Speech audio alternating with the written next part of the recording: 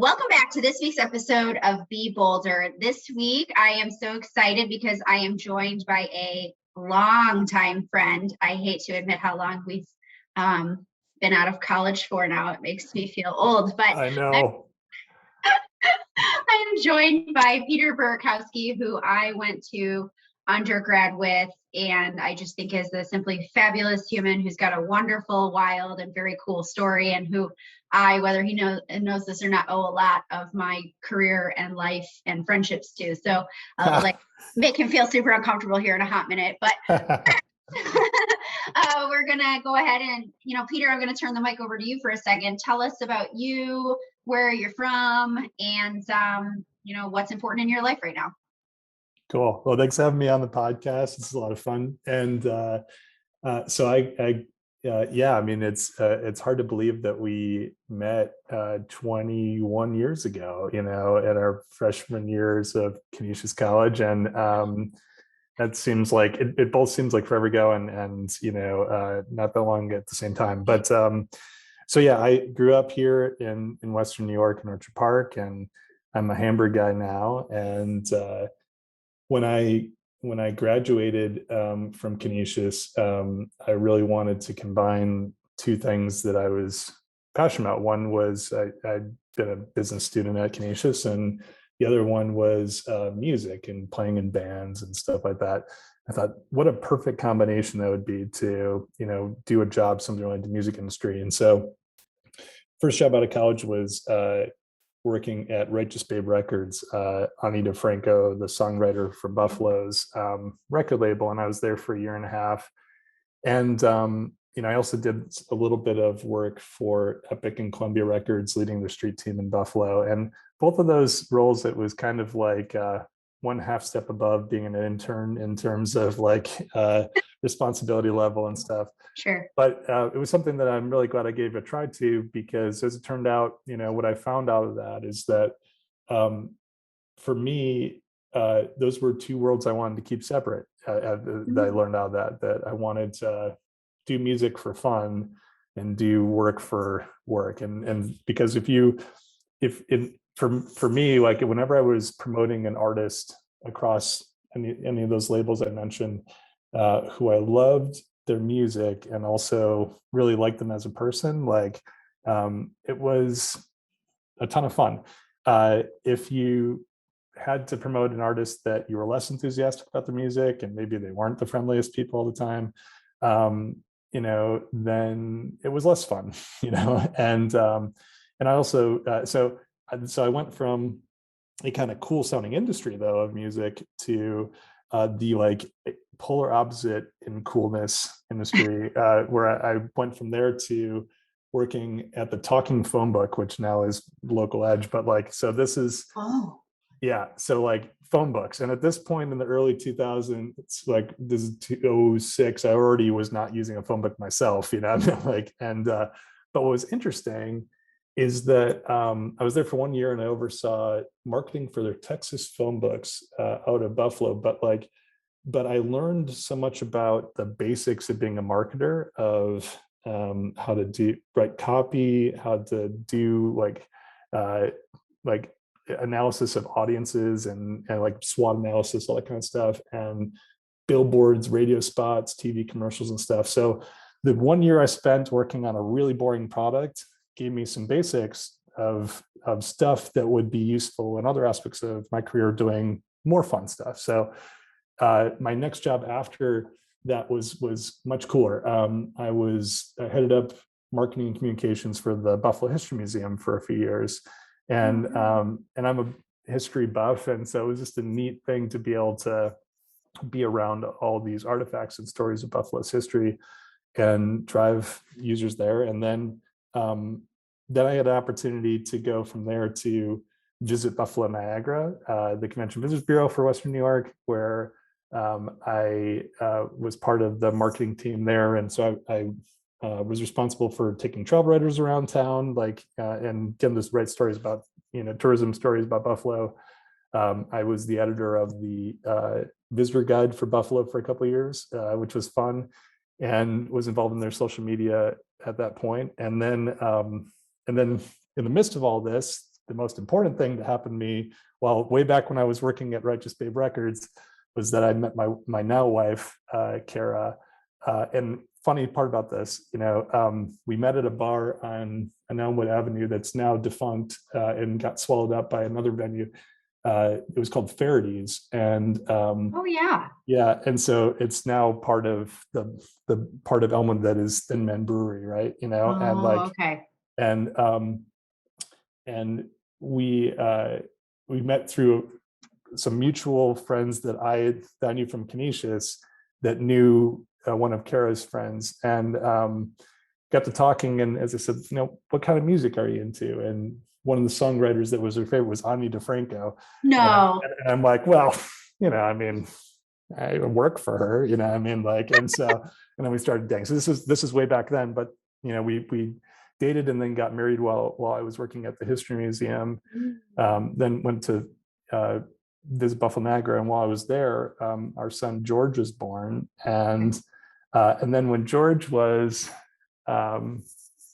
a year and a half old, this would have been the fall of 2013.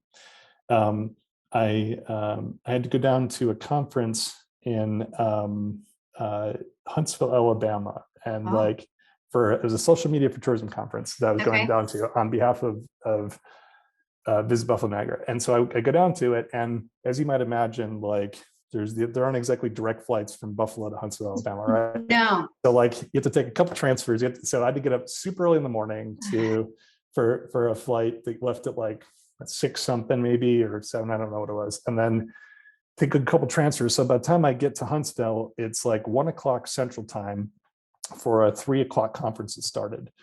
And when I get off, when the plane lands, there's a voicemail from Kara saying, something doesn't seem right. We knew that we were expecting our second child.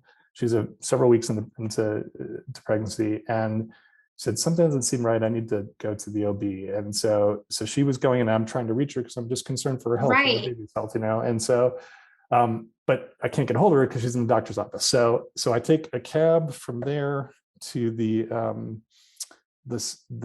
location where this conference is going to take place. And it was this really,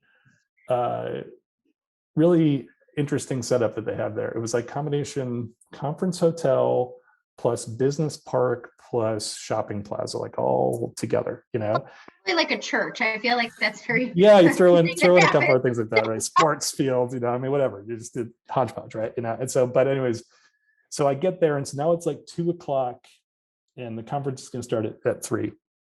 And Kara gets out of the doctor's office and calls me back, and I'm like, Connor, are you okay? Are you okay? And she said, yeah, I'm okay, but you're going to want to sit down for this one, And so like a million ideas of what was going to be. So I sit down on a bench facing this store in this plaza called the Chocolate Crocodile. It's like a candy store. I'm like, what is it? She's like, I don't know how to tell you. Just tell me, And she's like, we're having triplets, and time stops, I mean, like, and I'd gone to this conference previously, and I'm seeing some people walk by from previous conferences, and like, hey, Pete, hey, it's like, so poor Kara, like, she gets this news alone, right? In the doctor's office, and I'm like, okay, well, I guess I've got to like start a conference in a half hour now. So like, I guess I'll talk to you tonight, and like, oh my God. So she has to go back to our house and like tell my mother-in-law, who was watching George in a pinch, like, A, we're expecting, because you didn't know that. B, it's triplets. C, Peter's not going to be home for the next few days because he's at this conference. Can you help? And like, because like, should the and I then have to like go start a conference, and so I'm just in a day. So like, I go to like this like Moe's type restaurant, fast food Mexican. It was like, it wasn't Moe's, but it was like something like that. I don't remember the name, but like, so I go and I order food, but I'm in such a daze that I'm just like standing there at the counter afterwards, like not moving, not knowing this. And the manager sees like, something's wrong with this guy. And like, he like puts his arm around me and like said, come over here, son, this is where you pick up your food. So like, I'm just like eating this food. And then so then I have to be at this conference for a few days. We get back, and then I'm like, all right. So I guess Kara had been working part-time at the time, and so it's like, I guess one of us is going to have to like make some sort of career adjustment to make, because one of us will have to be home with all of a sudden a double-sized family. And so Yeah. There's fun stories about how I came to this next thing too, but to keep things short, I'll just say that like I ended up, as a result of all this, being part of the 4 people changing jobs to launch 43 North, the startup competition, because I needed to make more money quickly. And that was an opportunity that sounded like it could be cool. Sure. And also meet the needs of my family. And so then at the beginning of 2014, I joined the launching team of this, just recently named at that time 43 North startup competition. And then I was there for 6 years, leading strategy and marketing, and working with to lead the team related to deal flow of getting applicants to the program, and then having the fun job of, getting to work with some of the portfolio companies on marketing and strategy, and, everything related to, when you go to 43 North finals, like all the videos and script and assets for that, like the sexiness of it, yeah, the show. So it was a really fun job. And so being involved with that for 6 years, you're surrounded by, really incredible entrepreneurs and ambitious people. And, what I love the most about, oh, by the way, in the first year that of launching 43 North, my triplet daughters, Ada, Rose, and Greta, are born. So that was a wild year, to be there. And when we launched it, I was on a 10-month contract. So halfway through the 10-month contract, triplets are born. I don't know if they'll renew 43 North years, but I'm just taking a bet on this thing. I think it's worthwhile, And so and obviously it paid off well. And one of the things, it taught me a couple things. One, I loved the messiness of building something, and being on the ground floor, and just being able to tangibly see, I did this, and then this thing came into existence, it was just really rewarding. And even though that was a crazy year and a blur from a family perspective and from professionally, it was also super cool, And so then after going through 43 North, doing that for 6 years, I just had that hunger to build something again, and having been surrounded by some really incredible founders and other folks from across the community, it was something where, it also it demystified being a startup founder for me. And I said, yeah, I'd love to,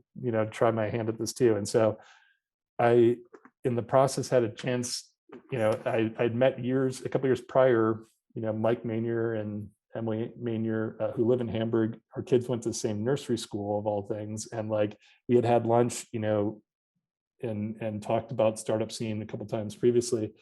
And so then I bumped into them at 43 North Finals in the fall of 2019. And they said, how's it going? And I said, great. I'm actually think I want to build something again, and move on. They're like, we need to talk with you because we're working on something, And so we started talking about HELIXintel, and I said, this is a great idea. I want to join this team. And so I wrapped up at 43 North at the end of 2019 and joined the co-founding team of HELIXintel in January of 2020. And I've been running ever since, and it's been awesome. This is the most fun I've ever had in a job, building something with a really incredible team of folks. So yeah, that's a really long answer. I loved it. Taking a breath from my background. Yeah. I made my job easy. So I'm kind of curious, particularly early on in your career, as you went from, music industry and realizing, hey, maybe you wanted to separate out work and play. And then, started to go into what ended up morphing into, some CMO type activities. How did you think about those shifts and those transitions and moving from, job A to job B to job C? And was there anything that you took away from that you're like, man, I'm so glad that I did it that way? Yeah. So, one thing that I would say that's interesting is that back when we started in college, I chose management for my major because I had no idea what I wanted to do after college. I was like, this is generalist enough. And like, and, at several stages of my career thus far, if you would have said like, what will you be doing in 5 years and 10 years, I would not have guessed correctly what I was going to be doing in those things. And so there's been, just a handful of opportunities that I've had to do the jobs I've had. And I've had a handful of really fun jobs, that weren't even on my radar. So I think one thing I would say is that, especially for maybe some of the listeners of your podcast that are earliest in their career, it's that like, I know that there were some times early on when I was just off of college where I really felt like I didn't have good direction. And I'd had a really great experience in college and done well grade wise and been really involved in stuff. And I'm like, listen, I feel like I should be moving along a lot faster with my career, or like have more clarity what I'm doing and stuff like that. And felt just kind of like stuck at a couple different points. And it's, I think a lot of people have those experiences, and that I think like career wise, it's like, it's not, for most people's paths are not like a straight line that just keeps going up.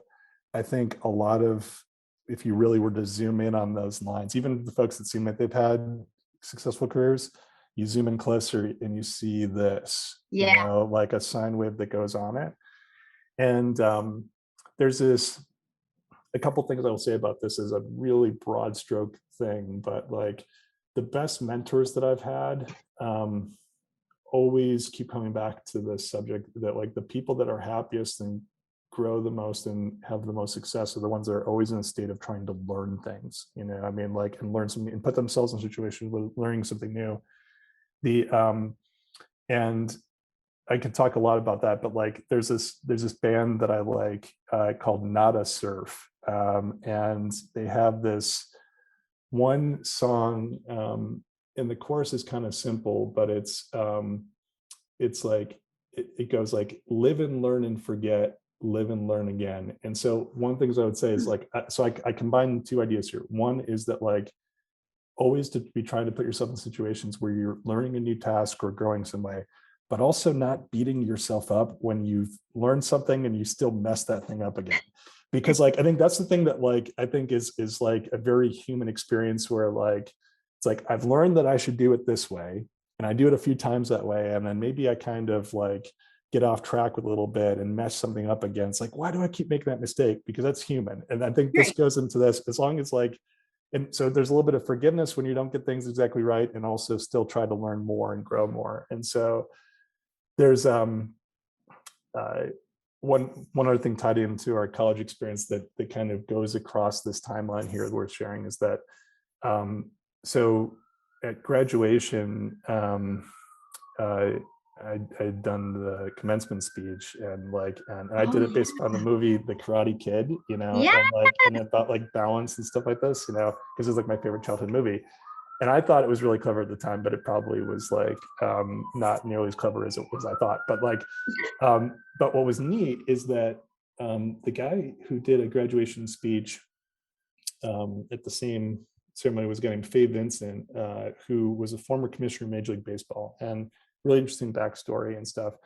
But he had also spent a chunk of his career in the entertainment industry. And so back when I thought I wanted to work in the music industry, I think it'd be great to connect with Faye, to see about if he, might give me some advice or connections to get a music industry job when I graduate college. And so I got connected to him through the president's office after the event. I didn't have a chance to talk to him that day.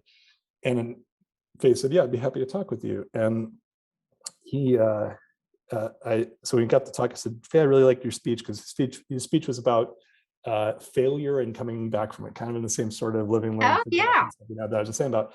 And I said, it was really meaningful to talk to me. And he said, I'm glad to hear that, Peter. And he said, it's funny. I liked your speech too. And I said, thanks. He said, you had no way of knowing this, but I was at the head of Columbia Pictures when we made The Karate Kid. So I have very fond memories of that movie. No Right. It's just a funny coincidence, right? And then what's neat is that Faye and I have kept in touch over the years. And, there's one point too where like Faye really challenged me a few years into my career of saying like, Pete, I think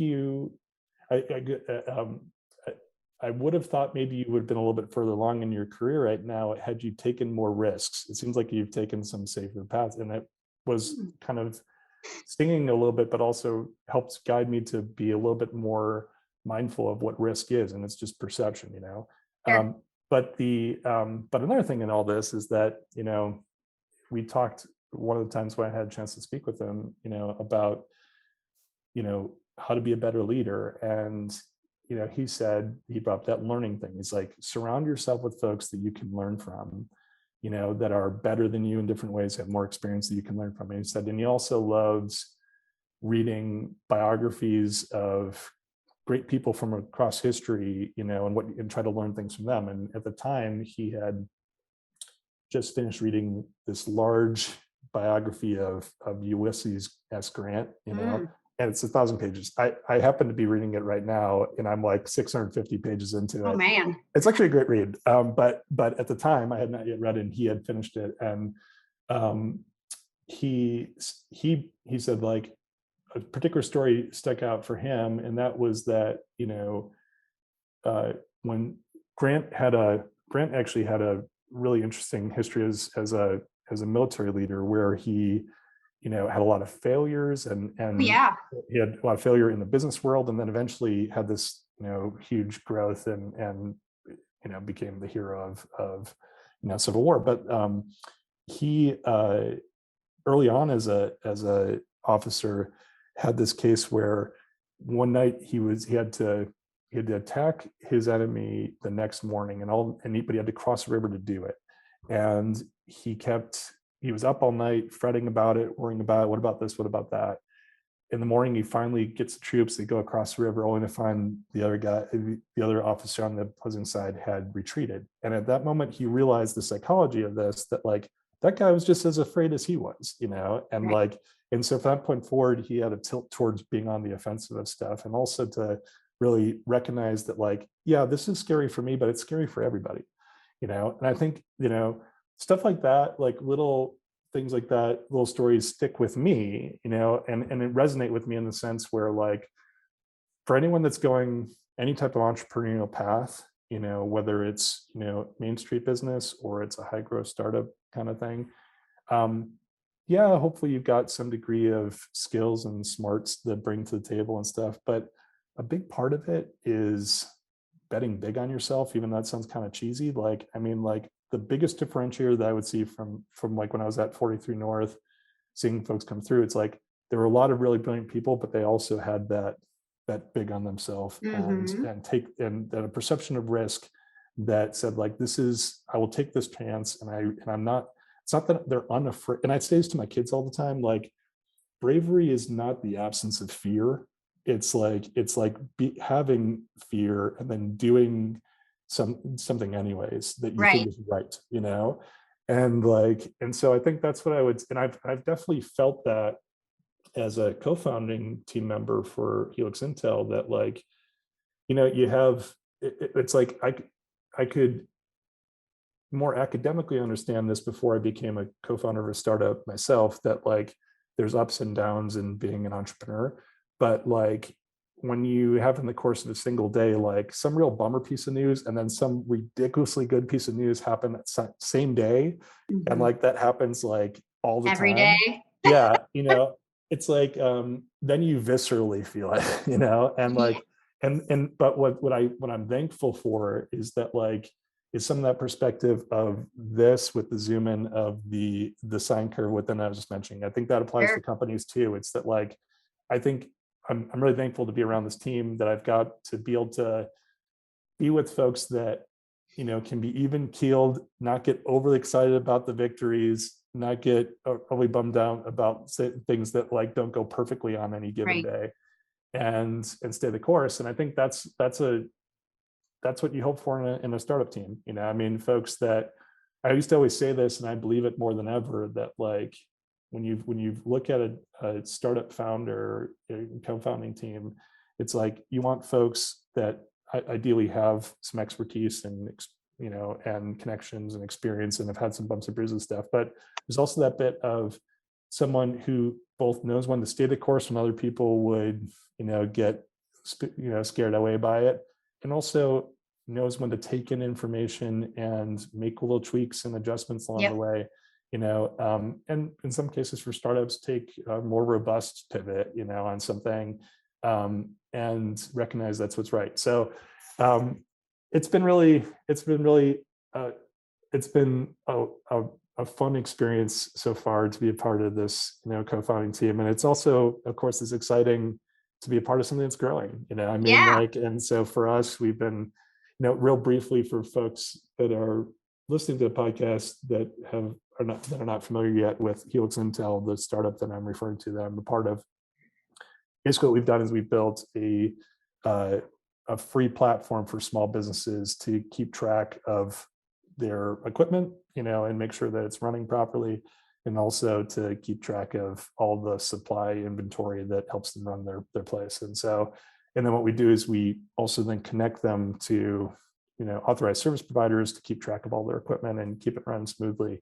And so we work with authorized service providers on the other side of a marketplace, here to deliver that. So we've been really fortunate to, have a lot of support from folks here in Western New York, where we're based, and to be growing in different parts across the country. So it's been a lot of fun. Yeah.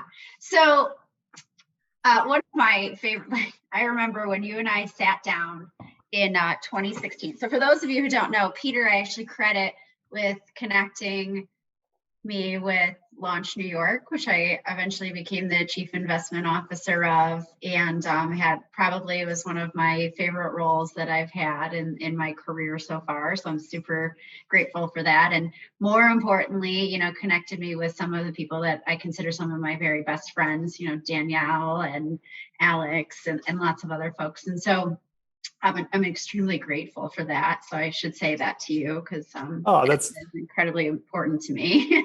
Well, that's kind, but I mean, I didn't do too much there. I just said, you and Marnie need to meet each other. I think you're going to kick it off and hit it off well. And then you did. We did. She was a little overwhelmed by me, I think, like most people are when she met me. She was like, she showed up to her interview in a neon yellow dress and sparkly shoes. She still gives me shit for it. Well, it's funny because so I remember when you had reached out, after we hadn't seen each other in a few years, right? Yeah, and you said yeah, I've been really involved with startups and stuff, and so we grabbed some lunch, and it was it was what you were offering at the time, just I want to be involved in the startup scene, is what you always want for a community, folks that just want to apply what they've learned and help other people do stuff better, right? And grow a community. And so and I remember at the time, saying I think I don't know in what capacity, but I'm sure you'll find a way to find something to talk about with the Launch New York team. And I remember some point after that, and maybe a couple of weeks afterwards, I get a call from Marty. She's like, Pete, I just can't thank you enough for a chance to meet Lindsay. She's gonna be an incredible member of this team. And I said, I bet you she will be. And then you go ahead and you set records for seed investing in upstate New York and all that kind of stuff. It's well, there you go. Awesome. It was awesome. And but I'm incredibly grateful that you connected us. It was so much fun, and I got an opportunity to learn so much, because I'm a builder, right?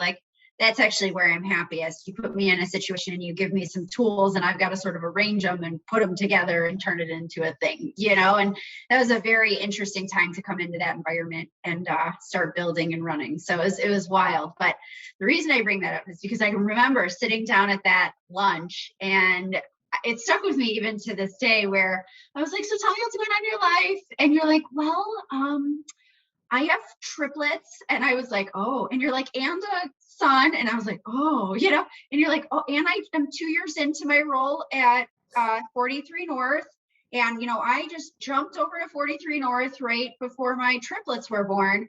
And I'm just thinking to myself, holy hell, the level of terror that must have been flowing through your veins when you're like, I'm taking this job. I'm not sure if it's going to work out. We're going to give it a whirlsy poo. Oh, and I have 3 tiny newborn humans coming into this world and other Yeah. people to take care of. Like, how did you get past that? Because I mean, that's a lot for some people. Cause I hear from people all the time, like, well, I've got a mortgage, I've got kids, I've got this, I've got that. I mean, you walked up to the fire and then you were like, and then you just walked right into it. So like, how did you emotionally get over it? I guess is what I'm trying to ask. Yeah. Well, it's funny. I think there's a couple things. There's probably a few pieces to that. Like one, when I first found out we were gonna have triplets, and my wife and I were thinking like one of us will have to stay home to make sure that we can cover all their needs and stuff. I kind of assumed at the time, again, I was working at Visit Buffalo Niagara and I loved that job and they're just fantastic people there. And I learned so much while I was there too and had a lot of fun. And I kind of assumed that I was going to take a more soulless job to like, that would just like meet the needs of my family. And like, for me, like no job, no matter what, how cool or sexy it might sound, is good for me if I don't meet my family's needs and my needs relative to my family, to like, of course, keep the lights on, but but to be there both physically and present, because you can also be in the room with someone and be your mind churning of all the things you got to do and stuff like that, and so I kind of conceded it was going to probably suck, and then it turned out that I was able to step into another really cool job and be a part of launching 40th Yards. But it was very scary, I mean, like, and I this brings me to another piece of this, like, some point in not that long before it, Matt Davison here in Buffalo, who's part of the Martin Group and Martin Davison Public Relations. At the time, he had not that earlier before, before I started at 40th North, launched his own media relations firm. And I remember before even knowing about the triplets coming and stuff like that, saying to him, like, asking him a question, like, Matt, he had some pretty meaty media relations jobs prior to that. And I said, aren't you a little scared going off, to start your own media relations firm? And he said to me, I am, but his wife had said something that resonated a lot with him and also ended up resonating a lot with me when he said it to me, that like, listen, if when I take a swing at this, what's the best case thing? I build something that's enduring and I've created something new and it's mine. The worst case scenario, if the thing fails, in his case, it's like, I'm still one of the most employable media relations guys in Western New York. Like, it's not that bad. So this kind of like started at that point, or he shifted my perception of like, yeah, I mean, like, what's the real basement here? I mean, Right. like, and so like, and when you think about risk and fear, it's a perception thing, and so then when I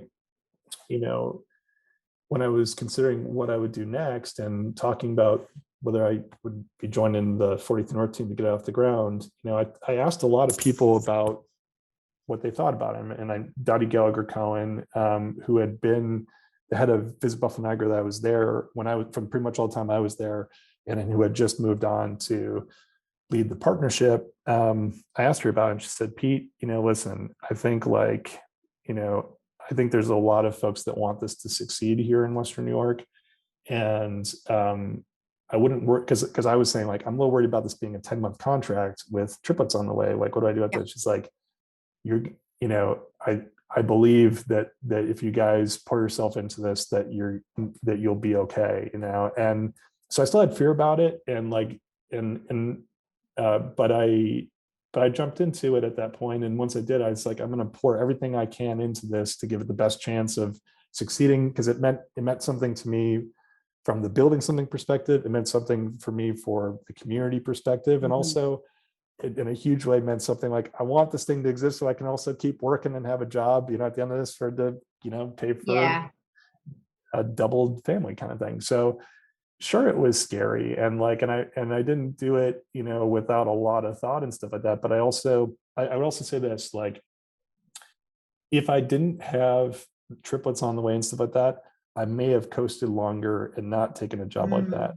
And so I think this is the other thing too. And like, so like going back to that point of like, on the career side of stuff, like I would not have predicted a bunch of things. I never was on my radar that I could end up being fathered to 4 kids that came 3 at a bunch, you know. Yeah.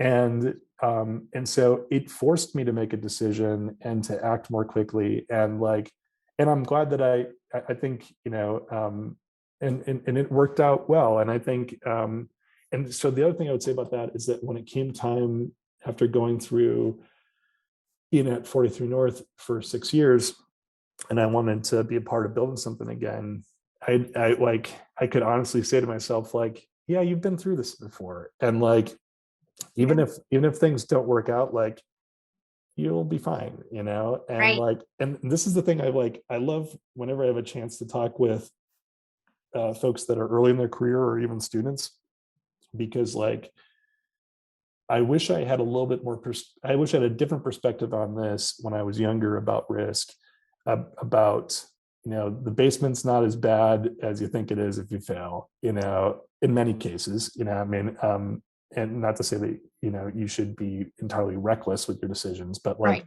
but the but also especially, you know, perhaps early in a career, stuff like, you might have more elasticity to bounce back and stuff like that, you know. And all that said, you know, I joined the co-founding team of Helix as, what was I at that point? So I'm 30, I'll be 30. Let's not talk about how old we are. In my late 30s. All right. And so it's like, it wasn't like I was like fresh out of college, you know, Right. kind of stereotype of a startup founder. And like, I think that's another, so I'm going to kind of speak on both sides of an idea here. One, I encourage people to take risk early as you can, and, you know, not be to not ignore your fears, but to, you know, address them and say what's best for my growth and opportunities. And also I would say, like, and to, you know, you don't have to feel like you're too old to try to swing at this stuff too, you know. And Yeah. the folks that are on this co-founding team with me, a big chunk of our team are folks that are in their late 30s, early 40s. You know, one of our co-founders is a bit older than that. And like, and I think, you know, and many people that have had really successful careers that they built up over the course of, you know, a couple decades and stuff like that, but have that hunger to build something, you know. Yeah. And so, like, which is cool. So yeah, so I guess what I would say is, like, I was not without fear when I you know, made that jump. But like, and this is the other thing, like, once you get into it though, and you start doing it, it's like you might still have some fear, but it also becomes normalized. And that also is true for like being a parent of triplets. It's like, you know, it's like, it was nuts, but then it, you know, it becomes your world and you just get Yeah. used to it. And like, it's like, and then you realize I could tackle more than maybe I realized I could, you know. I love it. I love it. So, and now you're tackling a new build with Helix, and that's awesome and exciting. Were you afraid at all to make that jump as you transition there? I mean, I feel like, you know, family was maybe a little more established. Children didn't require you like bottle feeding them at that point, you know, Mhm. sort of like fend for themselves a little bit more. Were you equally as scared, or were you just excited? You know, it's like a little bit of fear, but like mostly excited at that point, because like now, like I said, like that normalization had Yeah. happened, you know, of like, yeah, I can build stuff. And like, and I think also I I felt like you know, in the job I was just about to leave when I was moving it, that like I had poured my heart into it, and Mm. like, and left nothing out there that I couldn't have done, that I really tried my best and delivered good results, you know. And so Yeah. like, so I felt kind of internally the way that Matt Davison had said to me, you know, half a dozen years before, like, yeah, I'm going to take a swing at this because I want to. I think you know, I want to build something. And what's the worst case scenario? Like, I'll find another thing that I can do a good job at too, you know. Fair. And I think so. Like when I was, I had the good fortune to talk with a few different folks about joining teams to build something before I ended up joining the Helix team ultimately. And for me, like one of the things that I'm glad I did was I took a moment before I got into it and say like, what are some of the criteria that I think would be a good fit for me for what I do next, you know?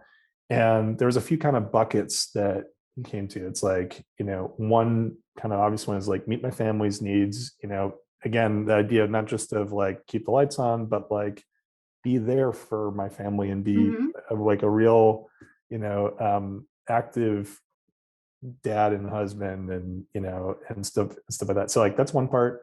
Another part, I wanted to build something again. Another thing, I wanted to be strategic. And the fourth, I wanted to work with a great team, you know, and I mentioned in this conversation just what a great group of folks I get to work with at it. And like, you know, there were a few different opportunities that met a lot of that stuff when I was considering it. And Helix was just the one that stuck out as like, seems like a great fit. And, you know, one thing related to all that is like, you know, so John DeWald, who's a Hamburg native, who is our CEO, and he lives in North Carolina now, but you know, really got to know him in the process of talking about the idea of joining Helix before I did. And one of the things that I've always thought, and really, again, I viscerally experienced it in person in the process of joining a team, is that like a CEO for a startup needs to be a great salesperson, you know, on a few different levels. Like one, they need to be able to convince investors that this is something that they should bet on. Two, they need to convince early customers to work with you. And third, you need to convince, you know, team members to join. Work You with know? you. Yeah. And I've told this to a few people, but like, you know, I was, you know, John had a great history as a business developer and stuff before this, and as leading his previous business. But the way that we interacted and the transparency and process of joining the team, so like this is also a person that checks that last box. Like, you know, he met me where I was at for what I was looking to find from my next role. And so like if he has that ability to recognize what people's needs are and, you know, find ways to meet those needs, that's a special thing because we'll be able to attract great talent. And my gut is proven right about that. I mean, like we've been able to bring on really incredible talent on team. And so, you know, I mentioned some of our co-founders already here, and the co-founding team of Ben and Brian and you know, folks like Brian Straka, who he was at 43 North for 6 years himself, Yeah. and then he joined our team here at Helix. You were just poaching people. I'm kidding. Well, you know, it's like 43 North. yeah, right. You know, I mean, like Brian is such an important member of our team, and I loved working with him in the previous jobs. So it's really special to be able to work with them again. And you know, we've been able to add other folks, Dave and Kevin, to our team there, and Antoine, different parts of the country, and as far away as France. And so, like, yeah, I mean, like to build a work around folks like this is really a special thing, you know. So, yeah, I'm glad I made that call right, you know. Yeah, I mean, and hey, I'm pretty partial to the Helix team too. So I think you guys are stars, all of you. So I'm very excited to see where this all leads you and possibly even industries moving forward. So it's very cool to watch, and you know, I'm glad to see part of it happening out of our hometown, Buffalo. I'm always excited to see. I mean, you do get a piece of community development here too, just like you had at 43 North. And I'm always glad to see stuff like that unfolding and happening. So oftentimes I ask people, what's the one piece of advice you would leave people with as they're thinking about their next great thing? And so I'll give you that to tell someone, and hopefully people can take it and run with it. Yeah, I mean, it's a theme that I've kept coming back to on this is, you know, find like, and this is the question that I whenever I have a chance to work with someone, they're considering working on a team that I'm a part of, I always ask them, what do you want to learn next? I mean, like in a role. And I always find that people's answers really interesting in that, but it tilts towards that point of growth. So I think like, and if you're, whether it's, you're building your own company, joining an existing team of any size, small or large, I think it's a really great thing when you can articulate that, whether it's, and the thing, like, this could be in a work context, it can be in some other type of capacity of your life. But I feel like whenever we can articulate that, then it keeps us thinking about ways to grow. It keeps us from becoming static. And in my own experience and from my observations of a lot of other folks that are always in the mode of learning stuff, appeared to me to be some of the happiest people. Sure. Yeah, and who doesn't want to be happy? But we're all striving for these days. So, yeah. Well, Peter, this was so wonderful to get to chat with you. And like I said, I'm very grateful for you for everything you've done for me in my life. And I'm so happy to hear that things are going stellar, in yours. So more to come there, I'm sure of it. But as always, everyone out there, check out Peter, his team, HELIXintel. If you're interested, also look at what 43 North has been able to do for bringing some notoriety and visibility to Buffalo. And as always, don't just be bold, be bolder. Thanks again for having me. This has been a lot of fun. And we're out. No problem.